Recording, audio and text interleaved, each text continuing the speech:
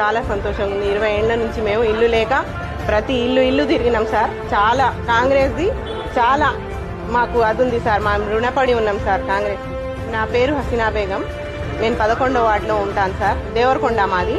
గత ప్రభుత్వంలో మాకు ఇల్లు రాలేదు సార్. 20 ఏళ్ల నుంచి ఉంటున్నాం.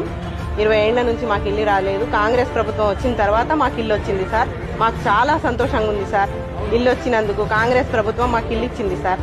రేవంత్ రెడ్డి గారికి, బాలునాయక్ గారికి నా హృదయపూర్వక ధన్యవాదాలు సార్. మేము చాలా సంతోషంగా ఉన్నాం సార్. మా ఇందిరమ్మ ఇల్లు కూడా పూర్తిగా కంప్లీట్ అయింది సార్. బాలునాయక్ గారు వచ్చి మాకు రిబన్ కట్ చేసి గృహప్రవేశం చేపించి పోయారు సార్. 3 బిల్లులు వచ్చినాయి సార్ మాకు. మిగతా డబ్బులు తర్వాత ఇంకో బిల్లు వస్తాయన్నారు సార్.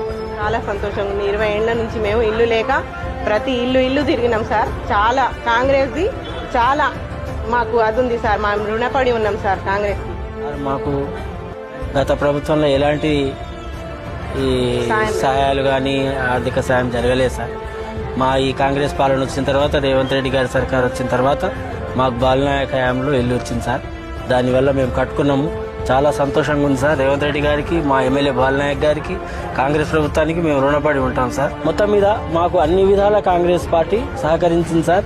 రేవంత్ రెడ్డి గారు, బాలనాయక్ గారి హయాంలో మేము ఒక ఇంటోళ్ళం అయినాం సార్. ఈరోజు గత 20 ఏళ్లుగా దేవరకొండలో పుట్టినాం కానీ ఇక్కడ మాకు ఇల్లు లేకుండే ఏం లేకుండే సార్.